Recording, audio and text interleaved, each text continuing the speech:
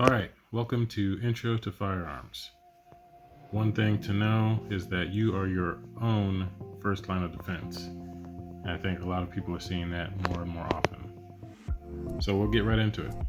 We're going to go over the 4 rules of firearm safety. These rules, very simply put, save lives. Rule number 1 is always treat every firearm as though it is loaded. So basically, if you treat every gun as if it is loaded, you're not going to be pointing it at people, you're not going to point it at yourself, you're not going to put your hand around in front of the barrel, it's not going to cover your foot, things like that. You're going to be treating it with the respect it deserves. Rule number 2, never let the muzzle cover anything you're not willing to destroy, because chances are, if there's a round in the chamber and it happens to go off, pointed at an area of your body, you're gonna pretty much destroy that body part. Rule number 3, keep your finger off the trigger until your sights are on the target. So if you're not actually shooting the gun, your finger doesn't need to be on the trigger. So if you're handling it at home, cleaning it, stuff like that, make sure that your finger is nowhere near the trigger so that anything in the barrel doesn't go off. In most cases, unless a gun is known to malfunction, in most cases, the gun's not going off unless you put your finger on the trigger. Rule number 4, be sure of your target and be sure of what is beyond your target. So if you're in a situation where you have to shoot something or somebody, be sure of what your target is and be sure of what is beyond that target. So are there innocent bystanders around? Is there a car passing behind your target or in front of your target, for that matter? Now, obviously, we'll be real here. In a life or death gunfight situation, things happen very fast. You're freaking out, your adrenaline is dumping, so obviously certain things go amiss. But if you keep these 4 rules in mind, you're going to be in a better situation more often than not. Alright, so we're going to go over understanding the different equipment you will see throughout. Alright, so very simply put, our red guns are inert. They are for manipulation training, and they mimic a Glock 17. It's one of the most popular guns in the world, so it's a safe bet to use this as a training aid. So this one has dummy bullets, a magazine that you can load with those dummy bullets, and it does cycle the action and pop out the shells when you pull the trigger. So it kind of gives you a realistic understanding, if you've never held a pistol before, how a pistol will work. Obviously they're not as heavy or anything like that, but it does give you some manipulation training. Our blue guns. Blue guns are for scenario-based training. They do fire a projectile that's coming out at about 350 feet per second, and it can hurt without proper PPE. So we do not use these unless we have proper face protection and body protection on. We use these guns to mimic scenarios, basically. So we can put you in a force-on-force scenario. We can put you in a scenario where you're driving to the convenience store and a problem happens, kind of thing. So we want you to have a gun that, we know when you fired and we can tell that you're hitting your target. Black guns, for lack of a better term, they are going to be real. Not to say that you can't have a tan gun, a pink gun, a green gun, or anything like that, but simply put, around most parts around here, if the gun is black, it is real. Now, either way, all 3 of these types of guns will still need to be treated with the 4 rules that we went over in the beginning. Alright, so we're going to go into the pistols now. So as I just went over, the red gun is the inert dummy manipulation training gun, as you see here. That's a little example of what the bullets look like, and just a side profile altogether. Most places you won't see these. The FBI, I think, is one of the only places that uses this type of gun, but I like them as a good classroom aid before you ever get to the shoot house or the shooting range. These are a great first step.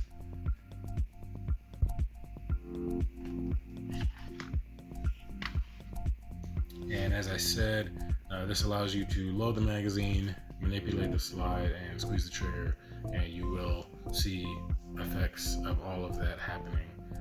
So it's a good step into firearms. And the blue gun. So this is our version of the Glock 17T. Now, the one you see here fires a UTM round or a simunition round. It's a similar size to a 9mm cartridge, but will not cycle in a regular barrel. So in the blue gun, everything is switched out so that it can only fire this safe round. We have since switched to using an electric airsoft pistol because as civilians, we're now not able to get UTM rounds anymore. So this actually works out to be same FPS and a lot cheaper. So no harm, no foul there. But it shoots these little BBs that you see at the bottom there, and they will hurt if you're, not fully protected. But the point is so that you feel them and you learn from that mistake. You don't put that leg out around the doorway, or you don't put your arm out, or you don't peek your face out without the gun in front of it. So it helps you learn some very useful things that you cannot teach on a flat range, and you can't teach by just saying, hey, don't do this. Some things you just have to go through. That's why the military uses these. That's why the police use these. Agencies all over the world use this type of training. So with this gun, you're able to load rounds and use this in a scenario-based exercise.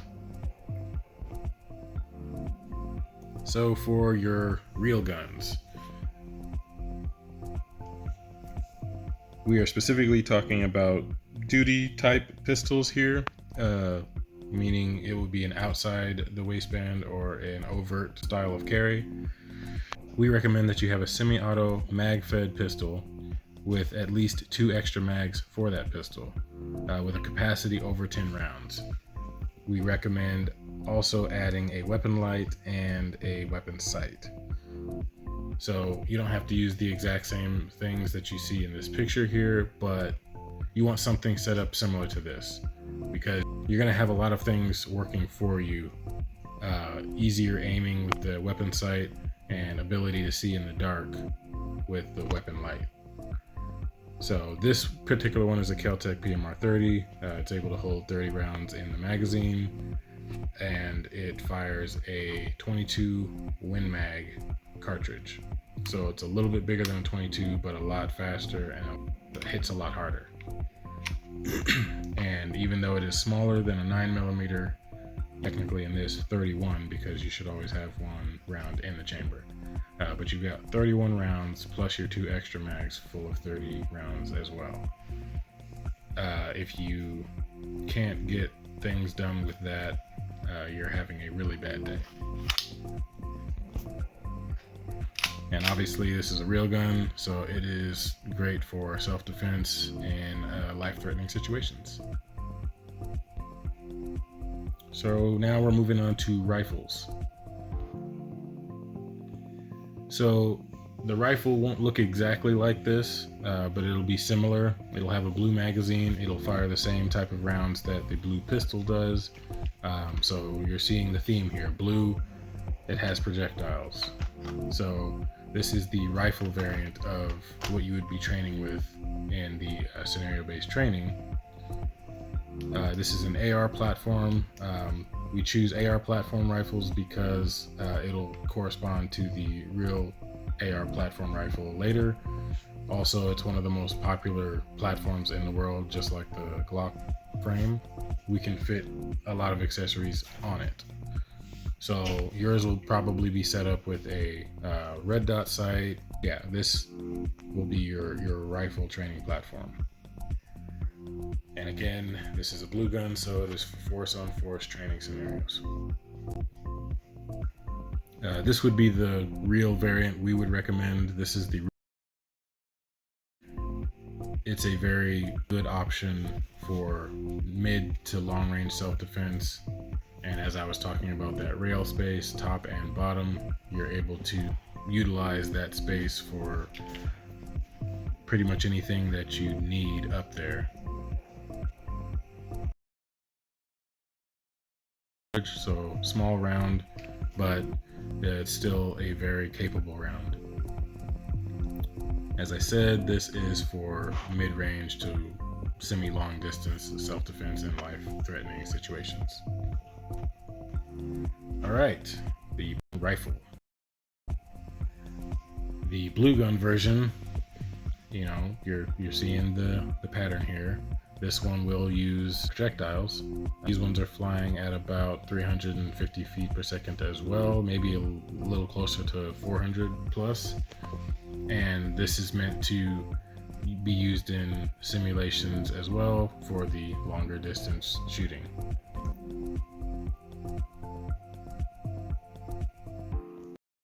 And here is the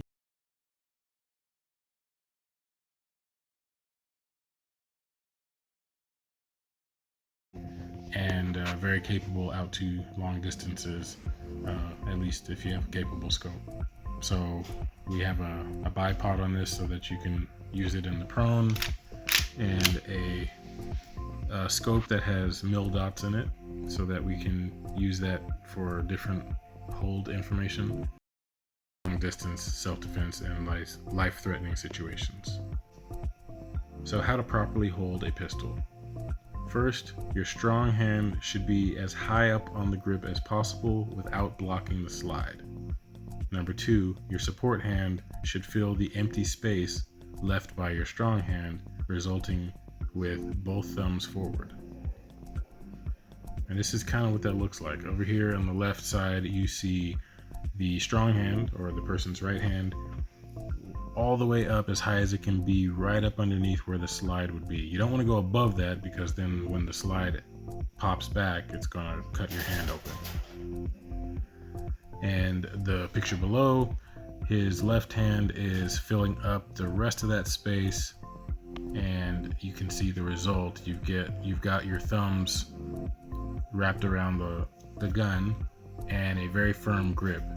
And another thing, your support hand can be pulling back, your strong hand can be pushing forward, and that also gives you a nice little vice seat for the gun to sit in, and a much more stable shot. You don't want it so tight that the gun is vibrating, but firm. All right, we're gonna go right into gun belts. So for your gun belt, you will need a duty belt. Okay, this is a 2-belt system. So a soft Velcro underbelt you'll wear like your main belt, and then this larger duty belt here Velcros on top of that and clips in the front, and it gives you a very secure hold to your body without the old style of using belt keeps. So you will need a duty belt with minimum a level 2 holster for your pistol and 2 mag holsters. We recommend also adding medical items and a rifle mag and some gloves.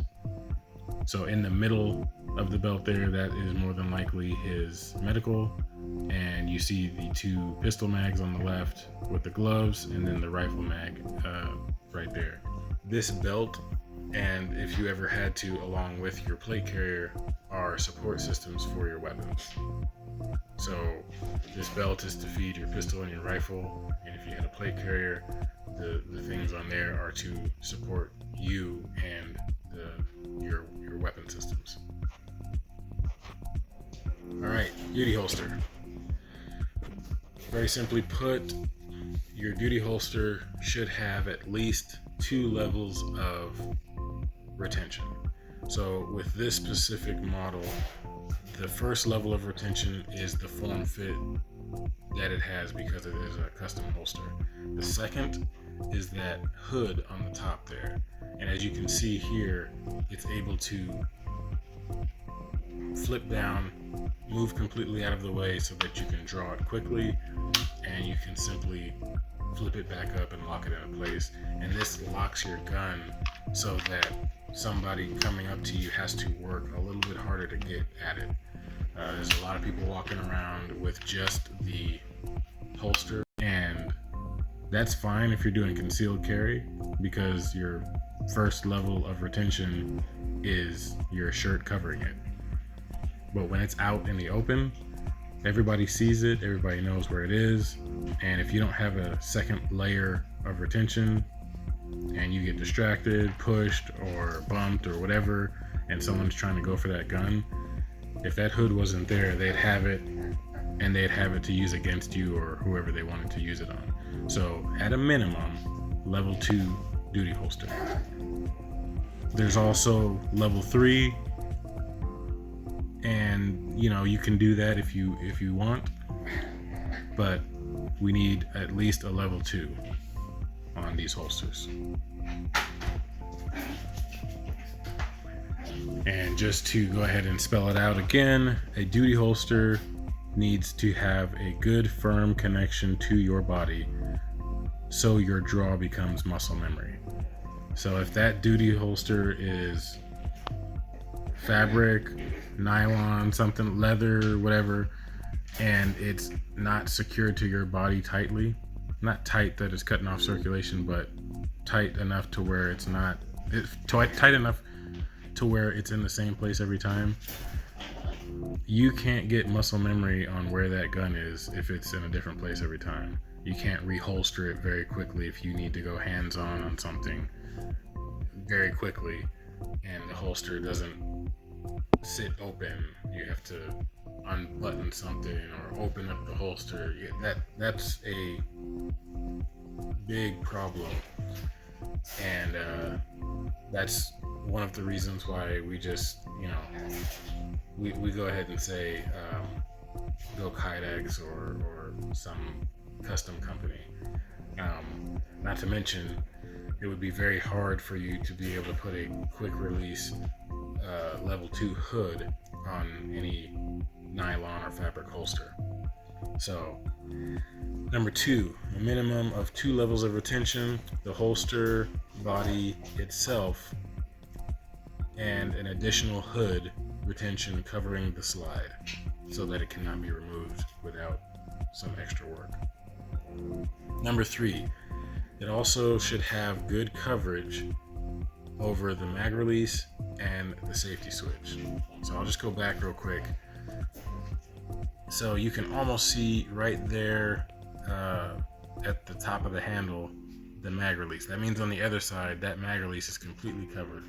And this is a Glock 17, so the safety is on the trigger anyway, so the safety is technically covered. But on other guns that have a safety, you want to make sure that that is covered by the holster, because you want to be the one taking that safety off or releasing the mag.